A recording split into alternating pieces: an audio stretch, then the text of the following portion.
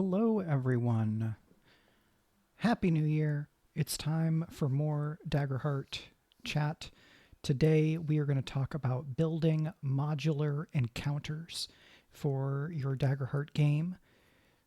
The idea here is that I want to share my process, kind of my personal approach to building encounters, which is something I've been thinking about more, not just in working on Drakkenheim. I was thinking about this kind of before really getting up and going with that project because of things like the encounter that I built for Incredible Creatures, as well as the Widow Tree encounter that I created and posted on my Patreon. So I want to kind of build on that idea and take an environment that I have created already and see if we can build it out into this kind of encounter scale, which I think of as being one scale bigger than environments, right? An environment, and then bigger than that is an encounter, and then bigger than that is like a small adventure. And I think that this encounter scale is a really interesting and usable one to develop. I'm seeing other people do it, right? This is not me being the only person who's ever thought about designing at the encounter scale. I'm just going to talk about how I think about it, and we're going to use Daggerheart as the specific focus in terms of the system. So there is that. Quick shout outs to Queen Mufasa 32 and Rafe Langston for following the channel. Thank you very much. As you can see here, we are using the Darrington Press Community Gaming license, and we have our little Community Gaming license material logo there. We're going to be using the rules of the game. I may refer directly to the SRD, but those are our disclaimers. And now we are going to start into the specifics. So if you have not read Incredible Creatures or the Widow Tree environment, I'm going to talk through kind of what I mean for a encounter a bit, and then we're going to build an example. Rafe Langston is in the chat. Hello. For me, the encounter structure comes from basically writing notes to myself for when I'm GMing Daggerheart, where and I think I've talked about this previously in streams, will often use environments as like the core or the nucleus of my prep for a situation, right? I'm going to prep a situation, and at the core of it is an environment, but then I'm also going to think about what are the adversaries or other NPCs that are present in the scene? What context or additional background do I need to either develop, establish, refer to, or sometimes create with the players, because Daggerheart is a collaborative game, right? And so I took the amount of prep I was doing for myself and then thought about what more I would need to add to be able to pass this encounter on to somebody else and have them be able to drop it into their Daggerheart game, right? Or potentially adapt it into any number of other games. But we're going to focus on Daggerheart here since that's the main focus of the channel these days. Because Daggerheart is so player-driven and improv-driven, right? And the way that I think about the game's design intent, we don't want to get too hammered down in too many different ways, both because then it's harder to have these encounters be modular, where it's easy to drop them into any number of specific places. And if we make it too specific, it's harder to, or it may be harder to adapt to the player characters of our specific group. And so instead, what I want to do when I'm building encounters is I'm going to think about hooks or open seams or places to be able to connect this encounter to the player characters. And if I'm building an encounter for a specific game, right, then I'm thinking about specific characters to engage. I'm thinking about specific players to engage. But if I'm building something like I was doing with the Wishglade, the Wishglade in Incredible Creatures, that is designed for a consumer, right, for end user GMs and players. And so for things like that, I want to use more generalizable prompts and hooks. This may be a place to bring in the archetype system, which for encounters would just be thinking about the types of characters who could be most effectively engaged by the encounter, and then making notes in the encounter write-up that says, this encounter is especially great if you have a character who has lost a loved one and carries trauma from that loss, because XYZ, that's what this encounter engages with loss. Or maybe more directly is like a dream or a manifestation of loss, and so the character is going to engage with that more directly. We're going to jump over here to my notes so far, and the environment I want to use today is a time loop. I developed a tier 3 time loop event, which I'm hoping to publish sometime this year within a book of environments is the current plan, but don't hold me to that because things can change very quickly. This time loop is inspired by movies like Groundhog Day. It's inspired by actual play story arcs like The 11th Hour from The Adventure Zone, and films like Live, Die, Repeat, or Edge of Tomorrow, I think is the title that it now is published under. That's the Tom Cruise movie where he dies a bunch and has to get good because Emily Blunt is already good. So this time loop is set up with some features already, and I'm going to talk through those, and then we'll move on to why I wanted to use this environment as the core for building an encounter. I think an environment like Time Loop can be used to build a lot of different encounters, because once you're going from generic and really flexible, something that's widely usable, to something that's more specific, either for individual prep for your game or that you're trying to contextualize for adventure material, or just make it a bit more specific so that it has some more defined elements that you can connect to your existing game, then that makes some things easier, right? To begin with, we're establishing what we mean by a time loop. So this is a supernatural bubble of space, right? As in, there is a chunk of space, and within that space, time is looping on itself, kind of repeating a certain chunk of events or a certain length of time, and then resetting to the beginning of the loop. Here, my most direct inspiration is that 11th Hour story arc from The Adventure Zone, because I think there are some good lessons to take from that arc in terms of what the DM Griffin McElroy did in creating a time loop where it was useful and meaningful for the characters to engage again and again and again with this same chunk of time. And he used some GMing techniques that I think both align with Daggerheart and make the idea of running a time loop much more appealing, because I think a potential downfall of a time loop scenario is if you make the player characters play through every part of every loop on their way to resolving the loop, you may get really bogged down, or you may find that the players are getting bored or frustrated by the repetition.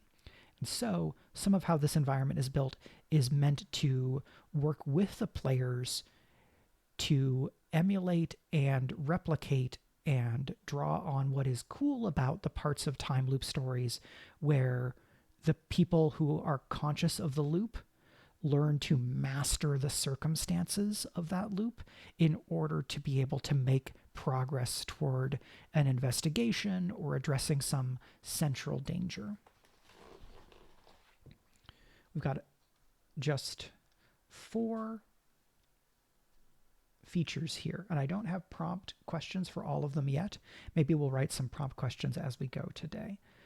I'll note that I have this as a tier 3 event right now, and I did that mostly because I like the idea of getting to use the emotion demons from the core rulebook. Right, they're also in the SRD, so that's fine. And the adult flickerfly is tier 3. The adult flickerfly engages with fears and hopes, so that's a great way that you can enhance and double down on the thematic elements of hope and fear for Daggerheart, and the idea that hopes and fears can be kind of, you can ruminate or kind of return to them again and again. Hello, Cloudy on 5.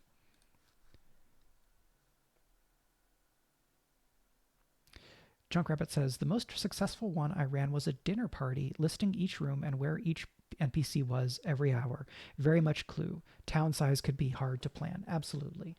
Right? I think we want to figure out what scale of a situation we want to address in this encounter write-up, so that it doesn't sprawl to being like, oh, haha, actually, if I'm going to do this, I need to write 3,000 words, right? Then that might still be one encounter, but it becomes a lot less of a bite-sized thing. And for this stream specifically, I want to try and write something that is pretty contained. We'll see how far we get. I have some other things I need to do today, right? There's more stuff that I'm working on for Drakenheim and so on and so forth. So we'll work on this for a bit, see where things go. Patrons will definitely get to see further steps and further versions of this. But for now, I just want to walk through the environment real quick. So we have live, die, repeat. The time loop affects an area the size of a town, endlessly repeating for the same few hours. Right? Maybe a few districts. Right? I might rewrite this for this encounter and change the scope. We'll see, right? This is the time loop unconnected to an encounter, and maybe we'll do some tweaks. Players' characters cannot leave until they've unraveled the central mystery that plays out over and over. When the PCs enter the environment at the beginning of each loop, set a countdown for loop that advances each hour. When the countdown triggers, the loop resets and everything in the loop returns to how it was at the beginning of the loop. PCs clear all stress, HP, and armor slots and reset to 2 hope. They are considered to have just completed a long rest for the sake of ability and feature exhaust limits. So this is a loop that is 4 hours. If you want your loop to be longer, right, you could have just set that number from 4 to something larger, or you could have a decreasing countdown where it's 4, 3, 2, 1, 0. And when that countdown triggers and resets, you have something happening, right? Some key event in the story happens to keep your pacing. But you could also do that with this loop 4, where 4 has, this is what's happening. Here's what's happening at 3. Here's what's happening at 2. Here's what's happening at 1. Here's what's happening right there at the end when things trigger. For a time loop, writing out who is where and when they are in those places and what they're doing at those times is a pretty likely thing that you're going to want to do in terms of developing prep. Mastery via repetition. Here's where we're getting into like really designy parts of this time loop. When a PC rolls a success with hope on an action, they may spend a hope and write down that action and its result. In future loops, if they take the same action, they can use the recorded result instead of rolling. Right? This represents the idea of the time in a time loop when a character figures out the right way to do a thing, and then in future loops, they just do it that way again. This allows the story about a time loop to not have to repeat all of the same steps every time, because it shows the audience, hey, the character knows how to do this right, and so now we're going to assume that whenever they want to, they can do it correctly.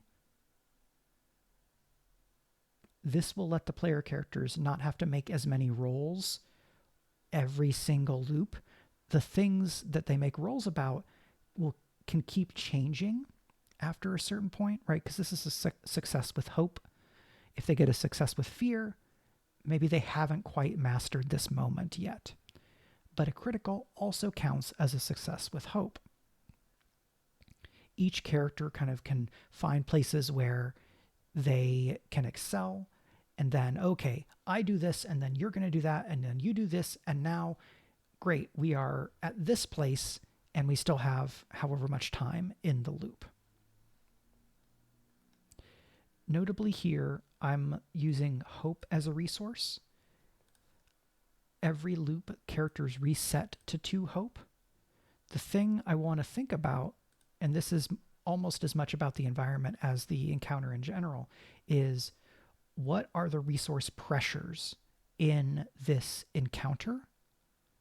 If the player characters refresh stress, HP, and armor slots, and they reset hope, what are the ways that I exert pressure on them? Another option that I have, we're going to scroll down here, is I could include a fear move that says that says after X many loops, spend 10 fear and then some big bad thing happens. And I might have that be guidance that's just in the environment or just in the encounter, or it might even go in the environment itself. I like having a smaller stat block for this just so that it's fewer things to have to refer to on the environment itself, and it makes it a little bit easier to use each of them, right? I want to make sure that these prompts are really usable. And because it's Daggerheart, I'm thinking about the emotion and what it feels like to go through a loop again and again and again and again, right? To what degree are you becoming weary? Do you become jaded about what's happening? Do you get to the point where you're worried that you're never going to be able to escape? To me, that feels like it's an accumulation of stress. And so what I might do in revision is make this encounter be about maxing out the player character's stress as the thing that they're worried about happening. Because if they take a short rest during the loop, the story is just going to advance. And mechanically, the GM is going to gain fear. So then I may want to have some other elements. That leads directly into the 11th hour. You'll note that most of these features are named after time loop stories. Spend 2 fear to describe how this loop plays out without completion, then another, returning the PCs to the same place in the loop as they were before this move. Call for a group action roll using knowledge or instinct to internalize some lesson or insight from these loops. On a success, they gain a clue or insight to a facet of the mystery.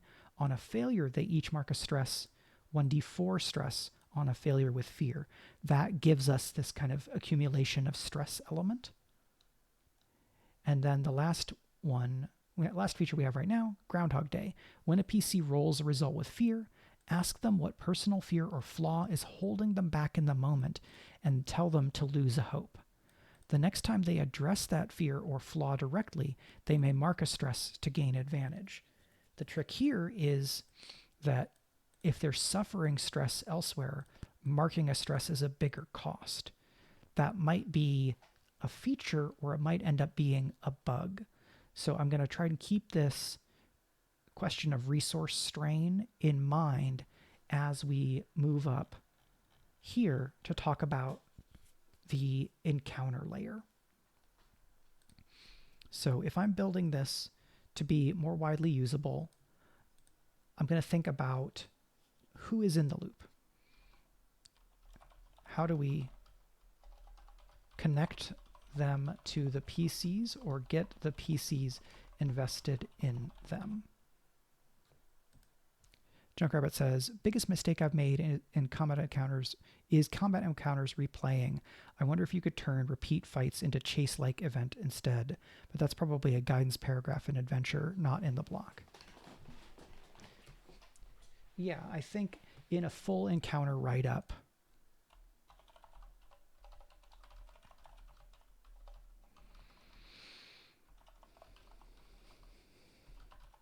right? When to skip rolls and when to do a montage. One of the GM best practices in Daggerheart is work in moments and montages. Montages being a narrative technique drawn from film, where in montage you show short clips across a period of time to suggest the passage of time and a sequence of events or a series of repetitions, right? A montage is the parts in Lord of the Rings where you would get these wide shots of the characters walking across landscapes, right? 5 seconds here, 8 seconds on this next landscape, 12 seconds on another landscape, and then there's a little bit of dialogue, and now they're in a blizzard trying to scale Caradhras, while Saruman is sending a blizzard against them, right? That's a montage leading to a dramatic scene that's going to be played out in more detail. Montage is great for a time loop because you can describe that element of repetition. So I think for building this time loop as a encounter, we want to have a central NPC who's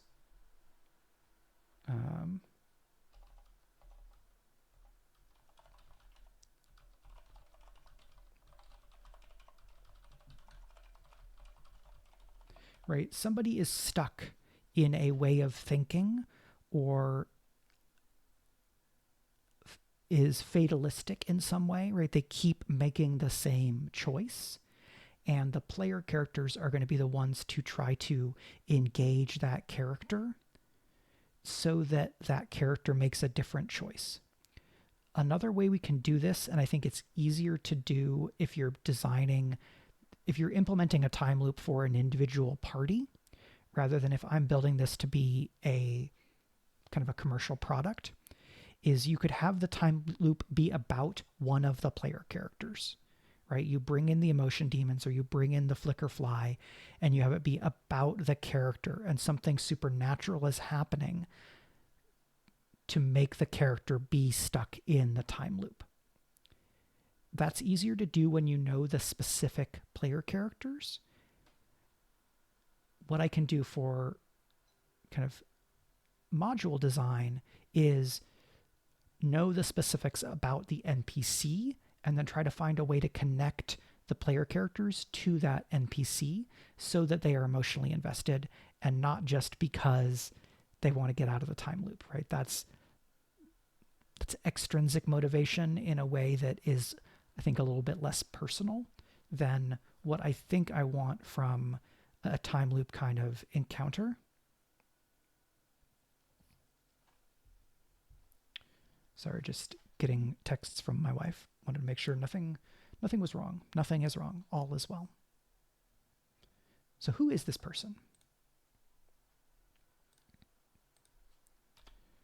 There's certainly a way of doing this where the encounter we're creating is like really emotionally intense, right? It is somebody stuck in a loop of trauma and the player characters are trying to help this person work through what that trauma is, right? They might be stuck repeating the worst time in their life. I don't know that I want to go quite that intense for a stream here, even though if I were designing this for publication on my own, I might look at that as an option because the stakes are high, right? If this is a tier 3 encounter, the player characters have faced a lot already, and generally the stakes of the things they're going to face are also going to be higher. But I think this environment specifically is especially easy to scale down to lower tiers because there's not a lot of damage pools or things that are built into the environment features that don't scale as much, right? A D4 stress cost on a failure with fear is the thing that is the most impactful when we scale down. 1d4 stress against a tier 1 character is a lot of stress. it may often be half or more of their stress, right? Starting characters generally have 6 stress boxes or slots. And so if you have to mark 3, that's already half. So there's a 50-50 chance of making the character mark half or more of their stress slots at tier 1. That's notable, but coming back around. John Grabat says, inspires me with the idea of having the demons not stuck in the loop, appearing in different places in reaction to PC actions is cool, like feeding on those trapped or whatever. Absolutely, right? The idea that a demon of despair maybe is tormenting this character and feeding off of the despair, that could be pretty powerful. Just going to take a drink here, so we'll get a mute. And I raise my glass to Not a Hag. Thank you for contributing to the Cult's Totem.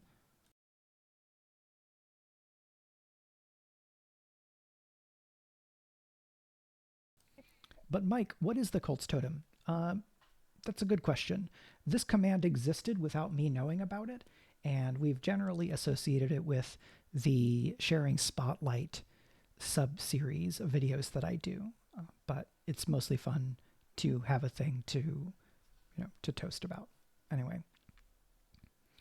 So our emotion demons, right? We have Demon of Wrath, Demon of Despair, Demon of Avarice.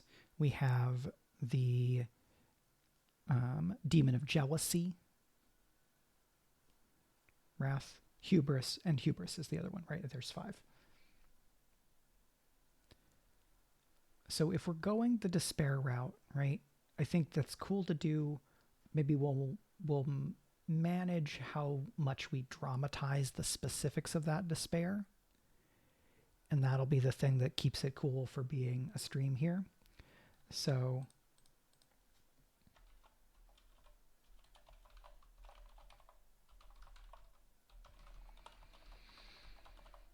what that means is that now this is a great time to pull up the SRD.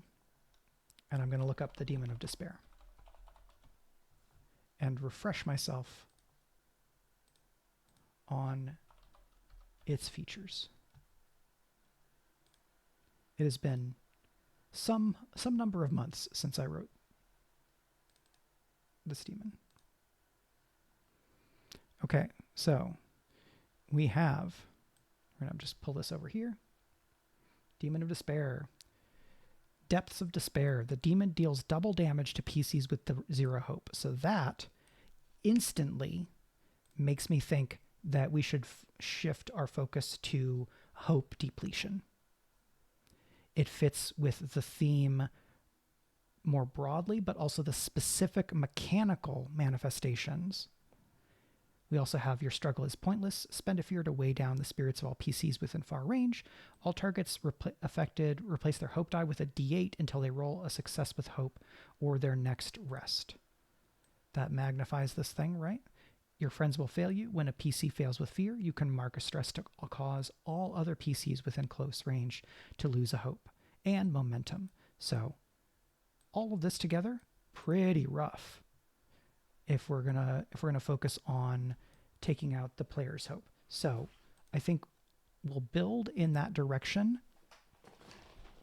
and then it might turn out that this is too nasty. By tier 3, the player character should probably have some additional ways of gaining hope. There are domain abilities that gain hope. There's some equipment and loot that gives hope, right? There's other features that will give hope. So that the player characters have some recourse.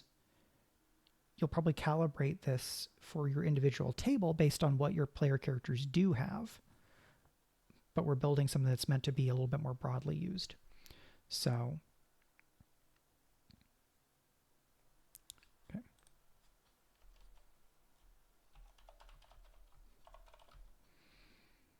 Now we need to figure out some more specifics about who this person is, so that we can detail the core elements of, like, how can you end the loop.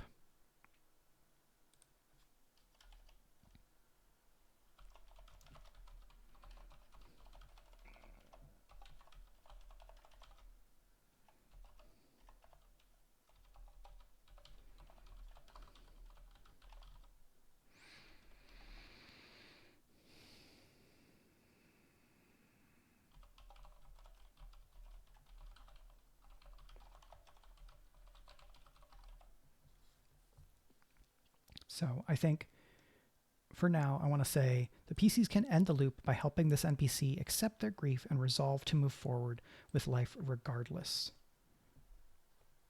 I think doing that is probably going to require either completing a countdown or a really difficult role that they can make less and less and less and less difficult by gaining more information about the character and the circumstances and kind of developing an argument to help talk this character through their loss and right the reason for their despair, right? Give them more reasons to live. Talk about the things that made whatever happened inevitable or made it not that character's fault or things like that, where having to engage with the loop a few times is probably a baseline, and then the characters will be in a position where they can try to engage directly and talk this character all the way through to that point where they are no longer consumed by despair, right? And then the demon of despair is going to be trying to manipulate circumstances to keep the character despairing and perhaps even swallow the player characters in despair as well, right? Because then it will gain power from this in a, like, the demon of despair is the big bad of this encounter kind of a thing, right? So we have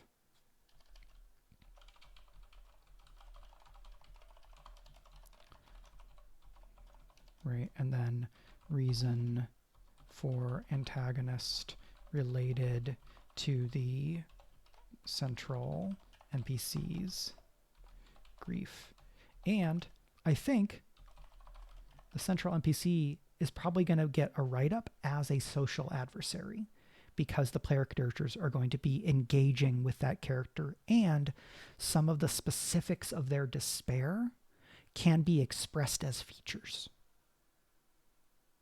And that's going to help it make it easier for GMs running this encounter to be able to feel like they have that kind of that command console, right? The soundboard to be able to hit those specific moves, right? And so if we have just 3 adversaries here, and maybe, right, we reprint the Demon of Despair and possibly make a couple of tweaks, right? We give them a feature that's specific to this situation, or we tweak one of these features, right? We have it, instead of just be Demon of Despair, we name this demon, right? This is Carta Black's Demon of Despair, right? So it's not just a generic Demon of Despair, it's this specific one in this specific situation. That's part of how we do our encounter design, is that we go from the generic to the specific,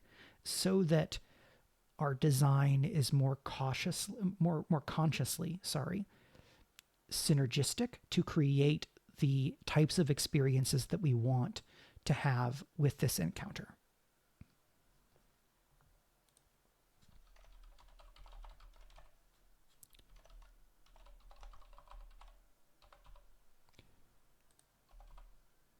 Carta Blacks. This was Carta Blacks was me thinking about Mixtaplick from DC Comics and then trying to come up with a variation that sort of sounds like it, but with some actual, some vowels, because Mixtaplick, the whole thing is that there are no vowels and yada, yada, yada. DC fans know.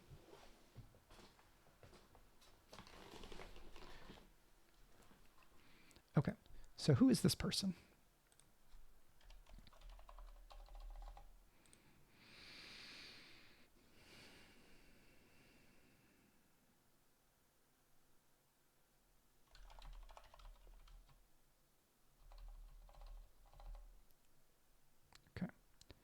So we're going to have, I want to find some places to try to play against type. I feel like in a lot of stories, the character consumed by grief, or my mind instantly goes to like a female character, like a grieving mother. Let's not do that. Let's have a grieving sibling or a grieving child, so that it's a little bit less what people have seen before. But in preparing this encounter, I'm writing it knowing that that some people are going to engage with it and go, cool, I like what you're doing here. I'm going to completely replace this character with a character that fits my story, instead of just using the hooks that you've prepared. And that's totally cool, because when I'm doing these things, I'm presenting them to be usable. And if a player or if a GM finds some use from them, even if they're making a big change, right, I've done my job. I've helped somebody get cool things, cool ideas to their table. Of a minor hero, no, not so minor, of a hero who was lost in a recent conflict. Okay, here's now we're cooking. This minor, or this hero, died in a conflict the PCs were a part of. Not a hag. You're a DC fan. I am a DC fan and a Marvel fan. I have had eras of my life where I was more DC or more Marvel. I would love... I'm excited to see people talking about superhero campaign frames. I've seen some stuff along those lines. There's certainly been people talking about dispatch-themed campaign frames and hacks because of Critical Role as a company and their relationship to Ad Hoc, the studio that created Dispatch the game. I will even say that I noodled around with a Duality Dice inspired superhero game at very, very, very initial rough stages. That project is currently on hold because I have many, many other things to work on. But right, if some company emailed me and said, Mike, when are you done with Drakenheim?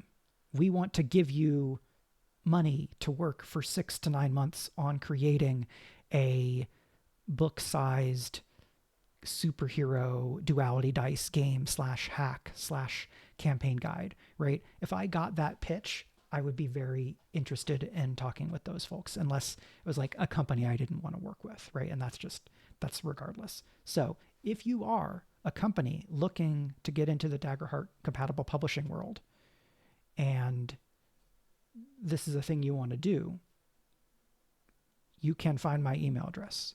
If you can't find my email address, find me on Blue Sky. I have read some of the DC Absolute.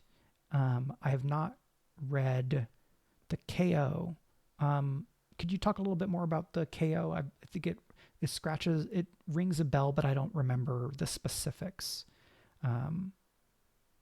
I've also read some of the new Ultimate comics on the Marvel side, and I really like the Spider-Man stuff that I've seen of that, partially because Spider-Man is a favorite character, and now I am closer to the age of this Ultimate Spider-Man than I am to the age of, 19 to 20 something year old Peter Parker, where the age he is in many of the comics since kind of the early years. So, looping back around, this NPC is somebody who is related to, right? I think the sibling of somebody who died in a conflict that the player characters were a part of, right? Ideally, what this means is that you're a GM and you're looking at this material and go, oh, I know exactly who this character is because I already created an NPC who was in the game and who died in this earlier conflict.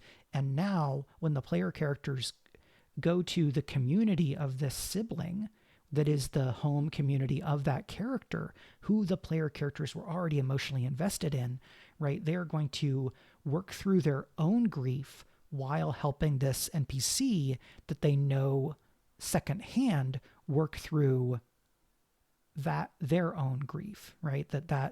That's our emotional connection. I like it.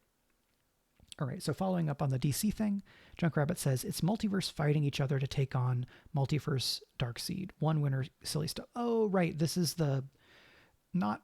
It's not just this, but it's sort of DC Secret Wars, right? Because Secret Wars was an excuse to have the Marvel characters fight.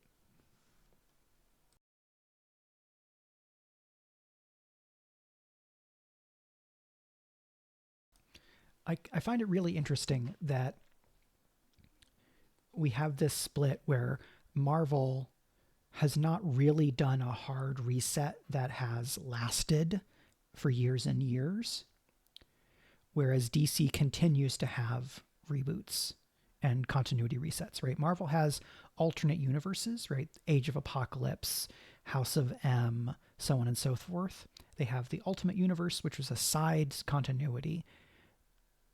But the more DC does reboots and Marvel doesn't, the more interesting it is to me that we have this divide. Marvel then instead has the sliding scale timeline thing, which occasionally they have to kind of not retcon, but like make harder moves to reinterpret, right? Like characters get de-aged. Anyway, this could quickly become a comics discussion, and I want to stay focused. Yes, Absolute is a different universe. I'm thinking more the KO, as Junkrabbit says, preamble to another universe reset.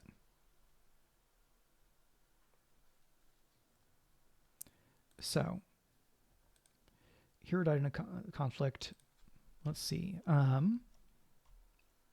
Hooks for characters.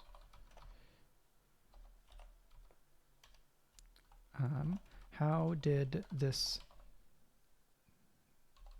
ally die, and who feels the most guilt for their death?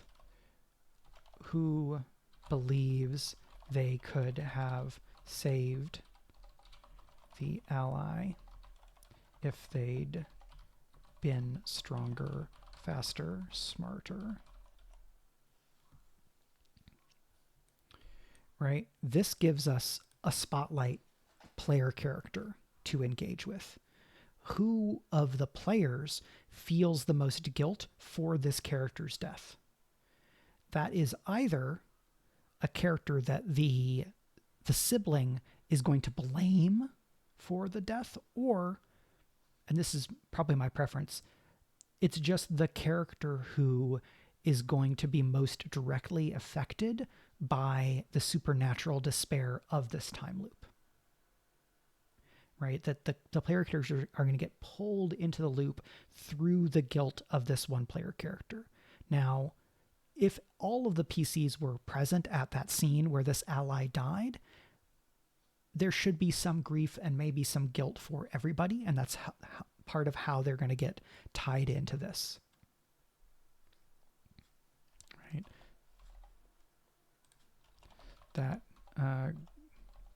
guilt and grief is how the PCs are pulled into this despair loop. So if it's a loop of the siblings' despair,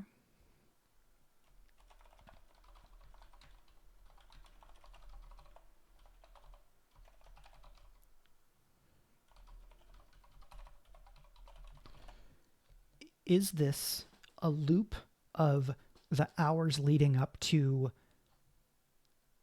the sibling learning about the ally's death? Is it the sibling supernaturally pulled into the hours leading to the ally's death, where the sibling is either repositioned or is made to be helpless and re-experience that death again and again and again? If this is a time loop that forces the player characters to re-engage with events they already engaged with, they will have a leg up because they'll have already gone through it once and they'll know how it connects to things, versus if it's a loop leading up to the sibling learning about the death, the events around that may be lower stakes, but they are going to be more particular to that sibling character versus the sibling character potentially being pulled out of their kind of home situation and put into the situation of that death where they may not have been present, right? They may have been somewhere else and then learned about it. So there's a couple of different ways of taking this. If we want something that is more about helping that character process their emotions, we probably want the sibling in their own situation. If we want the player characters to engage more with their own guilt, we maybe make it the original situation. If it is a time loop and there's a chunk of time, what is the start of that loop? If learning the sibling's death is the end of that loop, there's a lot of kind of stables or more stable status quo element because the big news comes later. If the loop goes between when the sibling learned about the ally's death up to a certain point, possibly a suicide attempt, right? We're dealing with grief here. I'm going to talk more about the possibility of this, so content note there.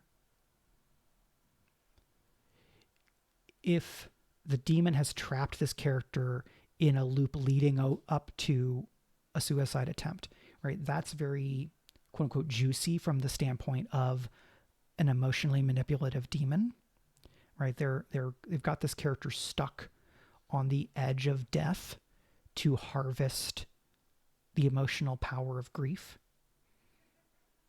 So we'll do that. I'll make sure to include content notes in future manifestations of this thing, right? So from the sibling's discovery of the ally's death to these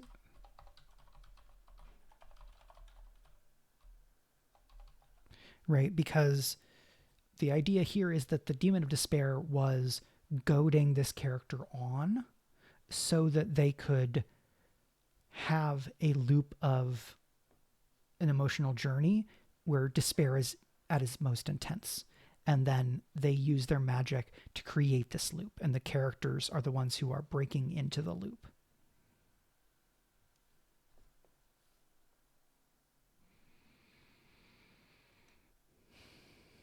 Okay.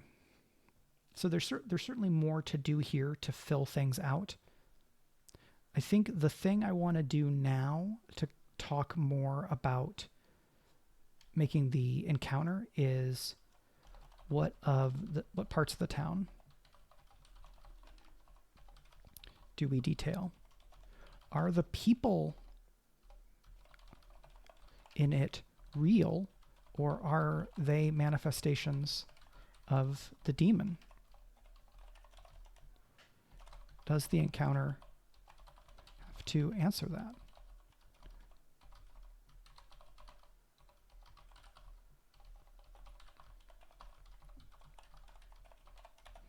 Right?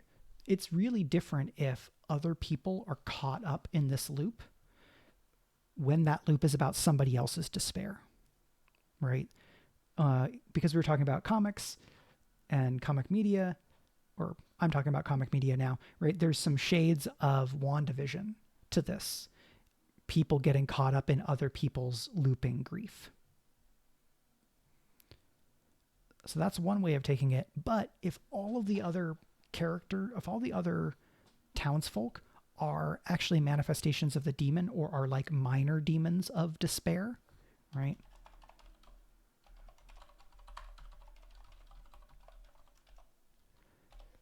Then the player characters go into the situation and they don't know that, right? So they're engaging with these other characters.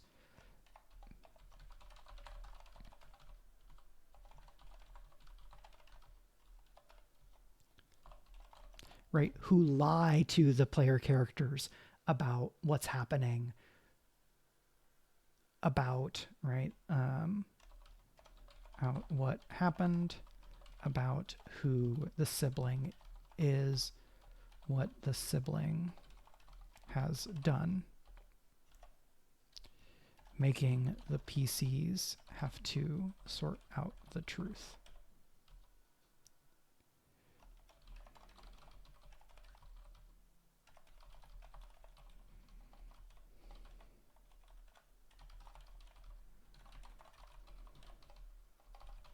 Right? That gives us more of this of a mystery thing to engage with.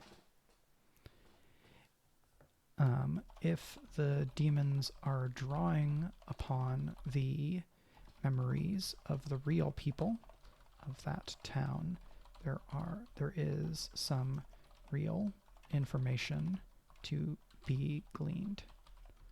Are the real people in the loop but unconscious? Captured.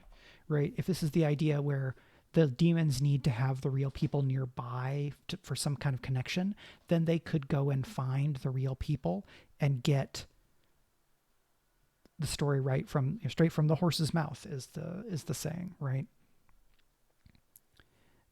That gives some, we're going to investigate what's going on in the town space, right? What are the threats, obstacles to the PCs during the loop beyond the siblings' grief? Town guards who, right, guards that don't like outsiders, right? Oh, you're interfering in our business as a town, something, right? I probably want to have some adversaries, social or otherwise, that the player characters wouldn't have to engage with in some fashion over the course of a loop, leading to many loops, I imagine, concluding with the player characters engaging with this sibling character.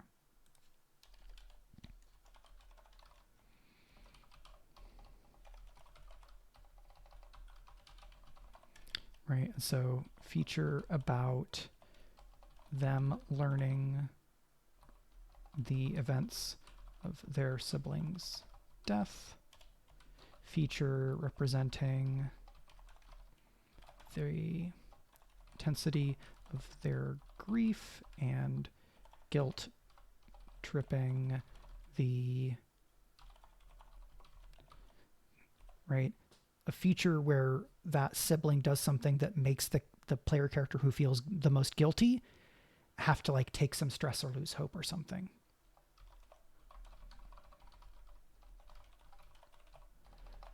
Right, and then feature that details how the PCs can ultimately get the sibling to move forward and not be consumed by grief. Right. Start at difficulty 22. Reduce difficulty by 1 for each clue. Completed countdown of investigation, question mark, or, right, the idea here being, great, just convincing the sibling in a one-off is difficulty 22. The trick with that is that the player characters can just roll a crit. So we're going to have to figure out, right, what if they just roll a crit?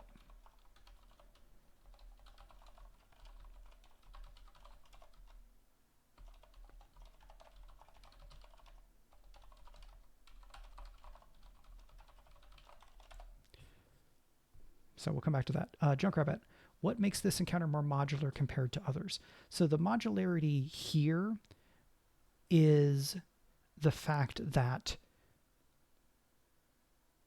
it will fit onto a campaign that has an ally who died in a dramatic situation, right? The encounter, when it's fully written up, will detail some things about who the sibling is, but will always be referring to the ally NPC who died over the course of the events that the player characters were a part of, right? And so it sits on its own to then be attached or added on top of your campaign to fit where you need it to. It would be even more standalone if all of the information about the sibling, the ally character was in the module, and then the ally character wasn't as connected to the player characters. But that, for me, is not as strong of a hook for a Daggerheart kind of situation.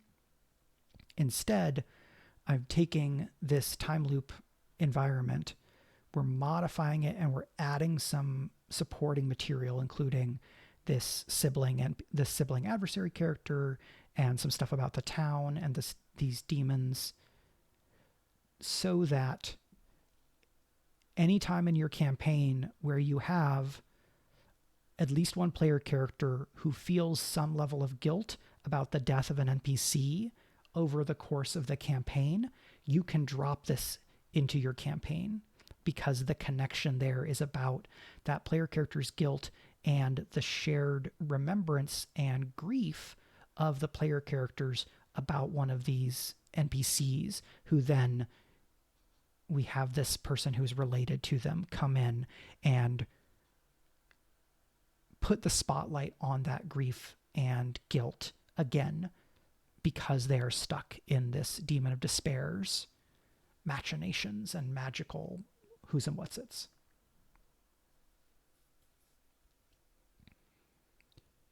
I started with the goal of doing modularity, and then I had the time loop, and I talked myself through to this is where we is, this is where we are, this is where we is now. That's not a vernacular that is mine naturally. I think this is still pretty solidly modular. It's just a different kind of modularity than I was expecting going in, but we are doing the design version of play to find out what happens, because I like being able to show my process here. And in truth, I think this is all I would need to then come back to this like next week and then spend an hour or two writing out the encounter. I think this encounter is probably going to end up being a longer write-up than the Wishmaker Glade or the Widow Tree Grove. It's funny that both of the ones that I made have been tree related. So it goes. Yeah, the Dragon Age demons cover some of that same ground because they are emotionally oriented.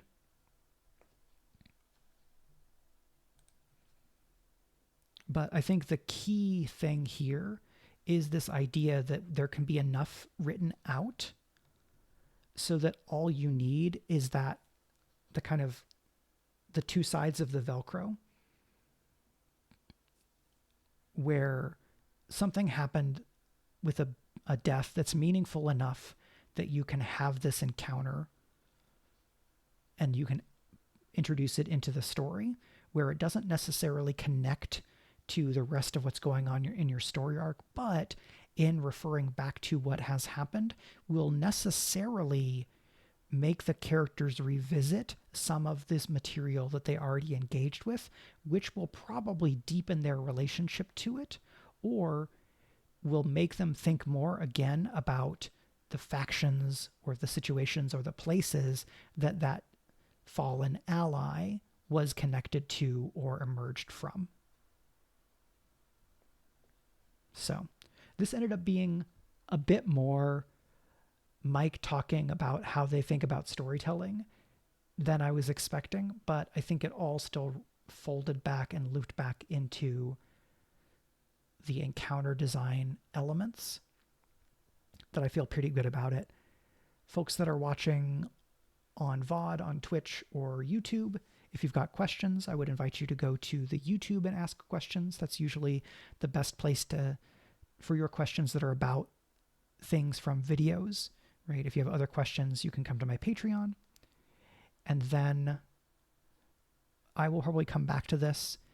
It will then likely end up as something that patrons can take a look at or can get first look at. And hopefully I'll get it across the finish line into a place where it is playable so I can share it with patrons. And then maybe it will end up in some kind of bigger product at some point. I've been talking with people to try to figure out what all I'm going to be working on this year, right? I've got Drakkenheim, which is a big chunk of work, but I have kind of the second half of the year. There's the potential for smaller things along the way, and some things are brewing or are moving along at different paces and different levels of is decided / is contracted. And so we'll see from there. Not a Hag asks, are you planning another Patreon question stream? I will definitely want to do another patron specific stream. The last patron Q&A I did, not a lot of people were able to attend in person. And so what I may want to do is collect more questions ahead of time and then do a stream that answers those questions so that there's more material going into it. And I know that I am more directly satisfying patron needs and patron interests, because what I want to make sure to do is that these extra streams that I do that are just for patrons are valuable and exciting and interesting to the folks who are these paid patrons. I want to make it usable and fun for y'all as much as I can, rather than just saying, hey, patrons, you're going to get an extra video, but I'm going to decide everything about it, and it may or may not be as useful for you, right? I want to make it useful to the patrons as much as I can, permitting, like, you know, my availability and energy and so on. So that is a good question that is going to drive me to do some more thinking, and then the result of that will end up on the Patreon so folks know what is coming up.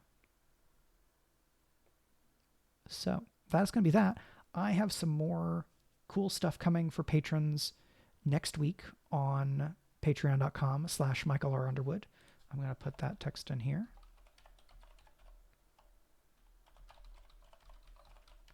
And on Monday, January 19th at 5 p.m. Eastern Standard Time, I'm going to be GMing a charity one-shot of Daggerheart to raise funds for Feeding America to fight hunger and food insecurity.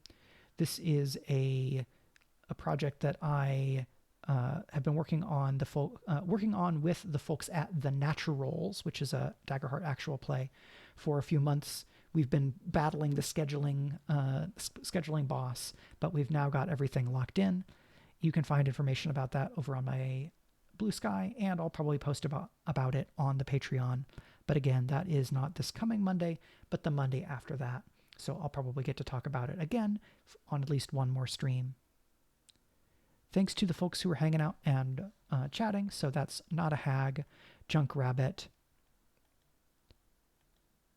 Cloudion5, Rafe Langston, Jota Pe Corvuja, sorry. And for everybody else who is watching live, and then folks watching VOD on Twitch and YouTube, thank you so much. If you are watching this and you have not subscribed to being a follower on Twitch or subscribe to my YouTube on YouTube there, I would invite you and ask you to do those things. Having more of those numbers helps me and the work that I do in these streams reach more people. And if you would like to go and become a subscriber at Patreon as well, then that is fantastic. I've been really delighted and moved by the number of signups we've had over the last few months. I now have I have annual subscriptions that folks can sign up for on Patreon, and you can get some savings there, right? I clicked the button that says let Patreon offer discounts to folks for signing up for yearly subscriptions. And so some of that is in the air. When and how much that is done, that's a Patreon decided thing. I may do a sale sometime in the future, but that goes on the list of streaming things to do, which is a little bit lower priority than make Daggerheart material to release, including the Drakenheim stuff. So thanks for hanging out with me. It's really great to have folks here chatting and asking questions, because it helps keep me moving forward, and it makes it feel more interactive as opposed to just me doing a stand and delivery, even though I'm sitting. So all of that said, thank you all very much. Have a great week, and I will see you next time.